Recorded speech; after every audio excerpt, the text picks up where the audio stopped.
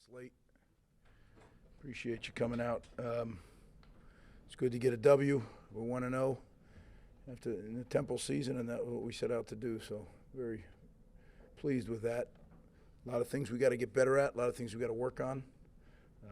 But I thought there was a lot of good too that happened tonight. So with that, I'll kind of open it up to questions. Greg, I guess just what's about the way the team responded after Temple scored there early in the fourth quarter. Yeah, it was a weird night. I felt like there were several times in the first half that we could have blown the game wide open, and for whatever reasons, it didn't happen.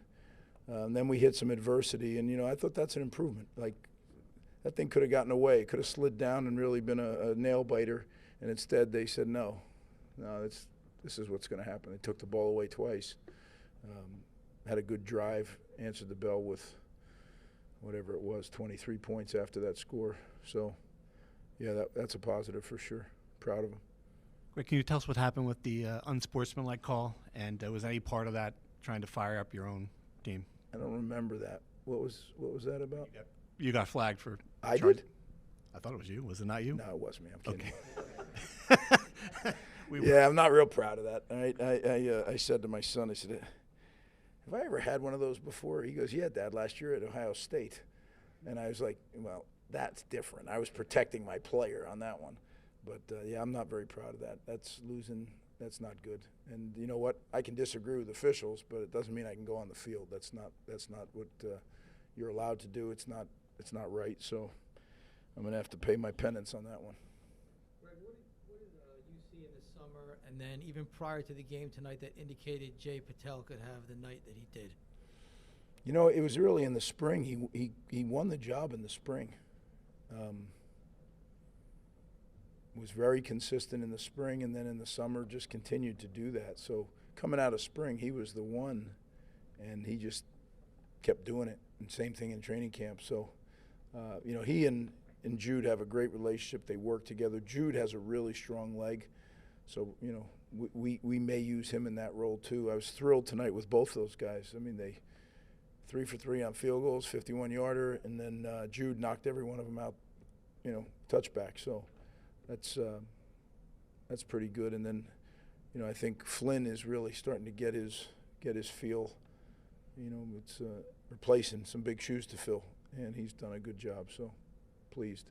And then Mike snapped tonight in long snaps, and he did a good job. And Jake snapped in short snaps. So I think we got a bunch of new specialists that are stepping up, which is good. Your thoughts on how Gavin performed tonight? Yeah, I think he performed very efficiently.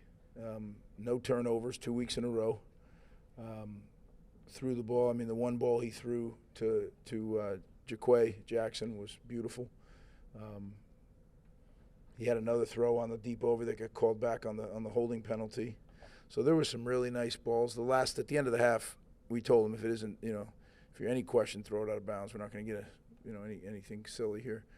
I thought he managed the game right. He played well. He took some hits, which I hope he's going to be okay tomorrow. I think he is. But, he's been sacked one time, which is a tribute to the line as well as him, knowing where to go with the football and getting it out of his hands. So, overall, I think another step in the right direction. Greg, 1 goal line stand, 2 interceptions, about a dozen passes deflected. Just what can you say about how well your defense played tonight, especially against the pass? Yeah, what you have with Warner is a guy that gets rid of the ball faster than anybody in America. Right? Last week they got rid of it in 2.1 on average. So the thing that we kept talking to our D-line is do not get frustrated. You're not going to get to him very much because he just gets rid of it so fast. But what we did talk about doing was getting our hands up and affecting the path of the ball.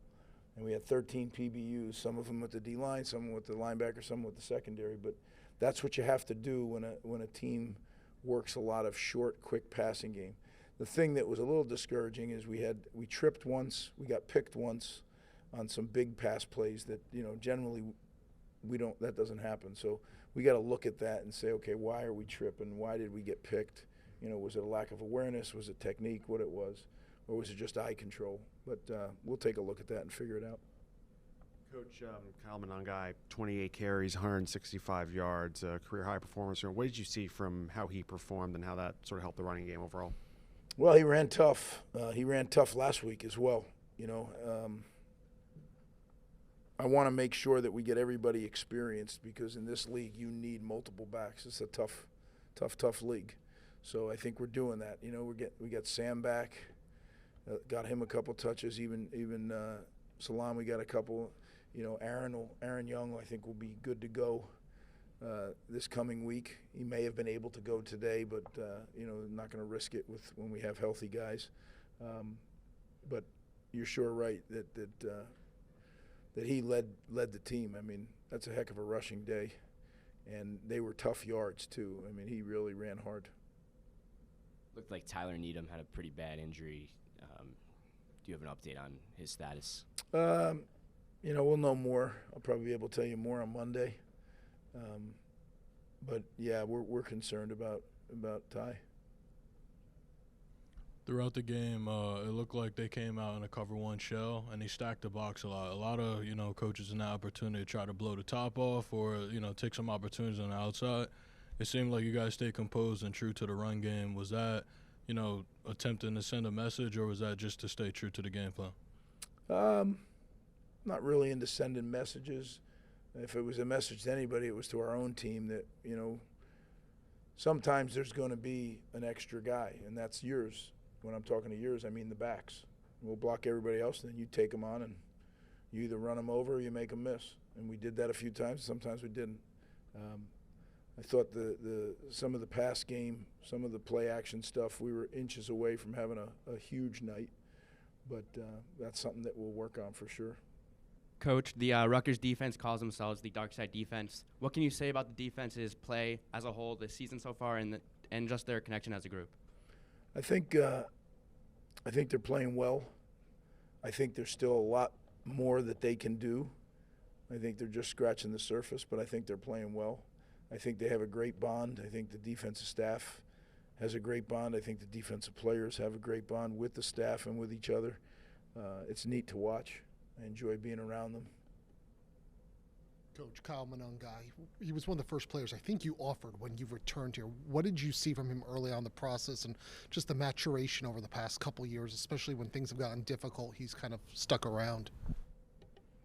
Well, I didn't really know for sure, never know for sure, but I asked this high school coach, and Chris told me, he said, I'm telling you, Coach, I stand on the table for this guy, and I trust his opinion.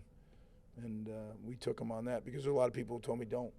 He's too small, he can't do it. And when his own high school coach talked with the certainty that he did, I've known him for a long time. He's a heck of a coach. So when he said that, I said, okay, I'm going to trust you on this one. He's right.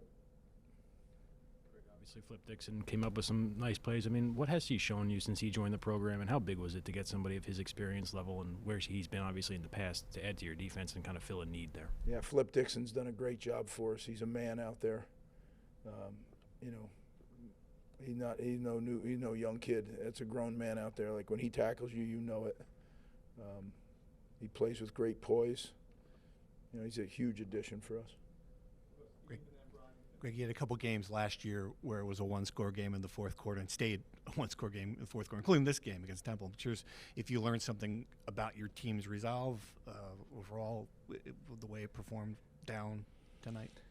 Yeah, I guess it's resolve. I think I don't know if the better word, but what they were able to do was hit reset and stop going down that slope and just get back to doing what we do. And that's, we talk about chopping the moment. Whatever moment you're in, you just got to chop that moment. And we weren't doing that. We were kind of chasing the game. I was chasing the game. The team was chasing the game. Not a very good job by an experienced coach when you chase the game like that. So I was really proud. We got together as a team going into that fourth quarter, and we decided, hey, enough.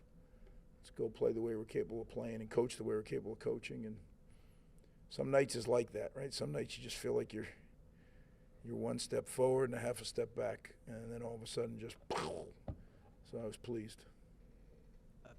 With Sam Brown coming back, scoring a touchdown, how good was it to just have him back and see him out in the field again? And Chris Long couldn't go. Can you clarify on Yeah, this case? it was great to have Sam back. He's got to work himself back into shape, into game shape. And I don't mean cardiovascular. I mean carrying the football, getting hit, all those things. But I'm anxious to watch that happen because he's a fine player. Chris Long, unfortunately, could not play. He was out with an injury. I don't know how long he's going to be out. That's still up in the air. I thought that so far we've been able to, like Jaquay Jackson, he was coming back from a little something, so he came back and performed at a high level. So far we've been able to fill in the spots. I think Dremel went down, so I'm concerned about him too. It was a physical game.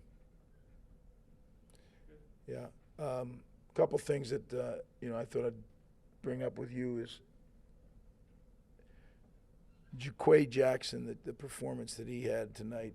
I've seen that coming, but you guys have not been able to see that coming because he missed some of camp. But I was really pleased with him. I think that that was something we needed. That was a shot in the arm we needed.